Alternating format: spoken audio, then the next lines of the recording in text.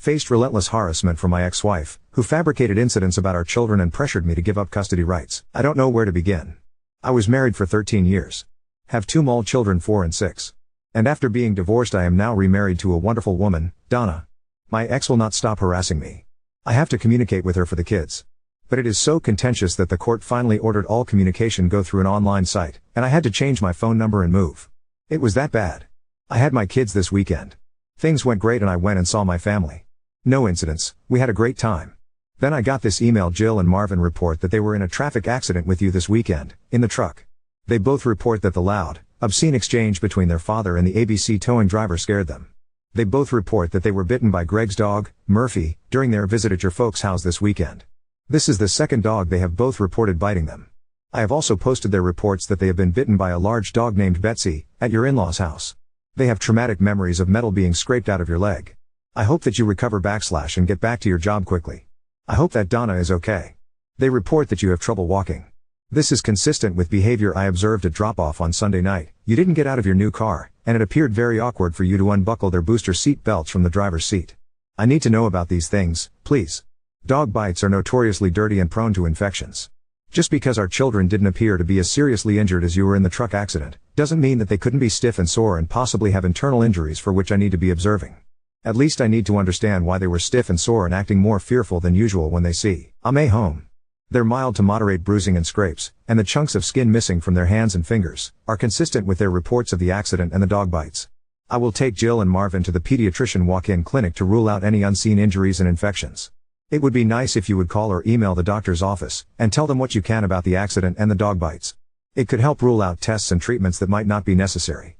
It would also be nice if you would pay your half of their medical expenses, especially because the accident and the dog bites happened when they were with you. Today is Jill's first day of school. I could have taken them to the doctor 2 days ago, if you had shared that they were bitten and in a traffic accident that was bad enough required a tow truck for the truck, and medical care for you. If you want to drive the kids to Santa Barbara and back in a weekend, expose them to animals that aren't safe for children, and fight with tow truck drivers in front of them, I cannot prevent that. But what happens to their little, growing bodies, and the events that are being imprinted on their sweet, innocent minds, is very much my business. Please share all of the information regarding what happened to our children in the truck accident. Please share all of the information regarding the bites from the dogs.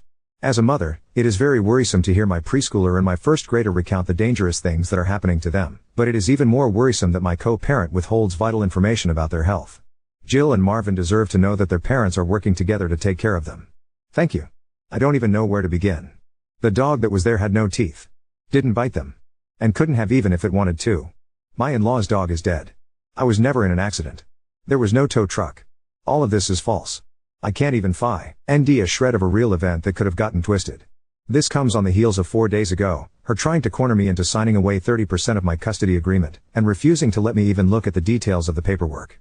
I am so frazzled by all of this that, at times, I think about signing away my parental rights just to not have the stress. But I don't want my children thinking I don't care for them and abandon them. How do you reason with this level of crazy? Any advice is welcome. I need help managing this. Update 1.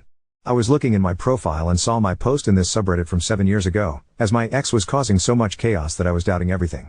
That post is linked here. I took everything to heart and implemented several things right away. I became a gray rock. And started documenting my ass off.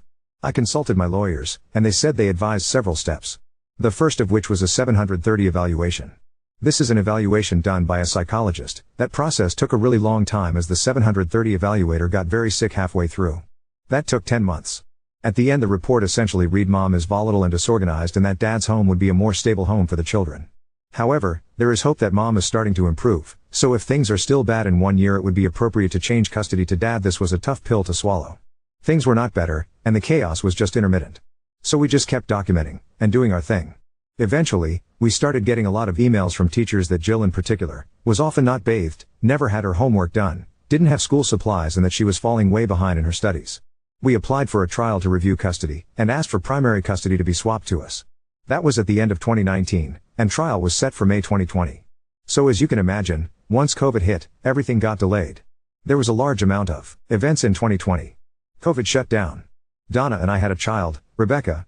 And then my ex started denying visitation to Jill and Marvin. Every 2 weeks I would go down. Wait in front of the house. No kids would emerge. Sometimes I would have the police come, not to force anything, but to get the documentation in terms of a case number. This went on for 4 months, before I was able to start getting visitation again. Eventually, the trial was set for summer of 2021 and went for 3 days, and I had over 500 pages of documentation. Day 1 was entirely testimony from the co-parenting therapist we had been seeing for 5 years.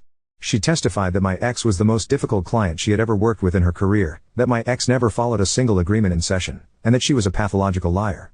Last day of testimony was my ex, where she was caught lying on the stand, and was presented with evidence that she had been secretly taking the children to a medical professional for 2 years that I had explicitly not agreed to. So starting in August 2021, the judge ordered the kids come live with me, primary custody, and limiting my ex to 4 days a month. It's now been 3 years. When Jill was in 5th grade, she had a 26% in math, and a 40% in English. For the last 3 years, she has maintained a 4.0 every single year, and will be starting high school in honors geometry, honors English, and AP biology. Marvin has also been doing well and just finished his first year of middle school with a 4.0 GPA, and is loving his coding and robotics elective. They have new clothes, and have learned new skills and responsibilities. Donna has been crucial in setting up patterns to help with success in school. Their rooms are both immaculate, and they are the ones doing it with very little direction from us. They are happy and finally involved in activities and sports. Our little Rebecca adores them both, and I will often find all 3 of them cuddled up together as one of the older 2 reads a book to her. Jill made the decision recently to stop going on visits to her mom. The chaos and drama started being directed at her. Along with lack of food, clothes that fit, etc. Marvin is still going for visits, and we are encouraging that as long as he is feeling safe there. All in all, things are going so well and the kids are doing incredible. There are hard moments still, but it has all been worth it, and we are able to shield them for the most part from any chaos their mom may want to start. If anyone is reading this that initially sent advice, thank you. When you are in the thick of it, it is tough to not feel like it is impossible and you will never be able to overcome it. I needed the outside perspective.